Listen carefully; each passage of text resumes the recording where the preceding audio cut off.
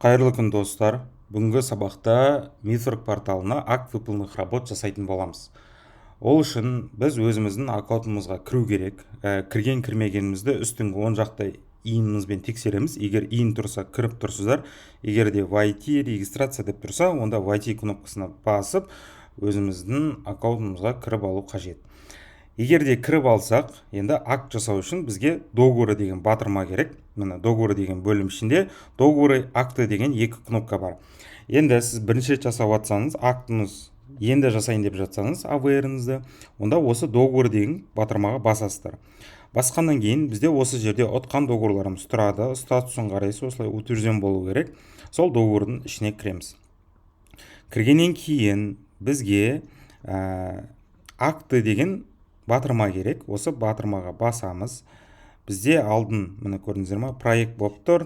Әлі жасалмаған, қазір сіздермен бірге басынан дұрыстап жасайтын боламыз. Ол үшін создать деген осы көк батырмаға басасыздар. Бізде осылай создание акта деп шығады. Осы жерге номер жазамыз. Там номері қанша? Бұл өзіңіз білесіз. Там 1, 2, 3 деп тендеріңізге байланысты кете береді. И на жердегі дата поставкиді өзгертсеңіздер болады, и количествоны өзгертсеңіз болады. Егер там годовой болса, сіз осы жолы там 2 штук апарсаңыз, 11 штук емес, онда 2 дейсіздерді өзіңізге осылай өзгертесіз. Енді бізде толыққанды договорды орындадық, сол үшін толыққанды 11 деп жазамыз. Яғни ол өзі автоматически тұрады сіздерде. Создать деген кнопкаға басамыз. Басқаннан кейін бізде уже акт шықты. Енді осы жерде бізде поставщик деген бөлім бар. Бірінші содан бастаймыз. Поставщик деген бөлімге өтеміз. Утверждающий поставщика деген жерге бассақ, автоматически өзіміздің фамилия атымыз шығады. Шықпаса өзіміздің фамилия атымызды жазамыз, немесе иініміз жазамыз. И сохранить деген кнопкаға басамыз. Бастық. Келесі электронный акты деген батырма бар. Сол батырмаға басып, астыға түсіреміз. Внешние документы деген жерде загрузить файл деген кнопка болады. Сол кнопкаға басамыз. Выбрать файл деген кнопкаға басып, бұл жерге өзіміздің жаңағы қол қойылған накладнойымызды жүктейміз. Бізде міне накладной тұр. Накладнойымызды жүктейміз. Үстіндегі жасыл ползунок дейді, сол до конца толған күтесіз. Егер интернеттің нашар болса, кішкене ұзақ жүру мүмкін. Бізде уже жасыл толып тұр. Сол үшін добавить деген кнопкаға басамыз. Бізде былай осылай шығу керек. Келесі, бізде отчет о ВЦТ дейді ғой, внутристановой ценности закупаемых товаров. Соның үшін кіріп, соны толтыру керек болады. Енді бұл жерде не толтырамыз? Количество товаров деген жерге қанша штук, соны жазамыз. Бізде 11 штук. Цена товара деген за единицу қанша штук ұтып алымыз. Біз 41 мың деп тұр. Стоимость. Общая сумма ол бізде 451 мың. 451 мың.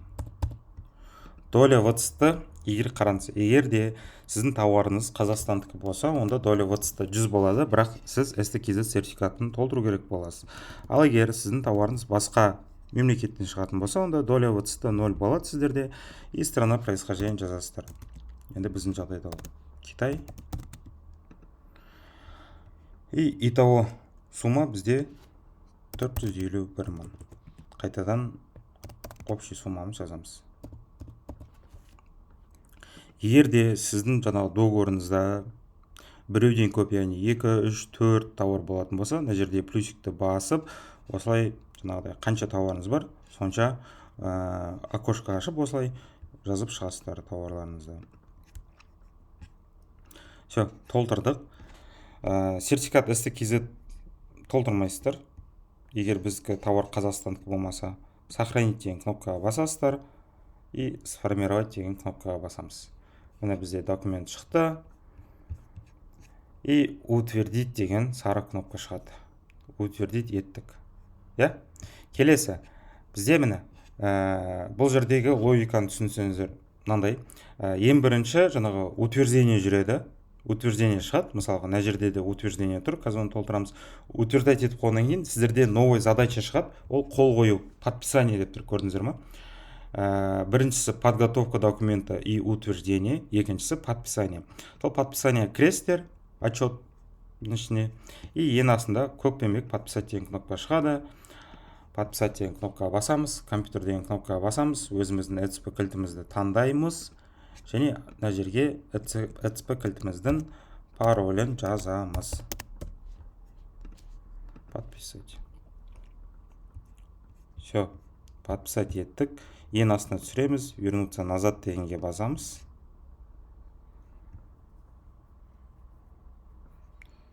Так, кішкене ойланып жатыр.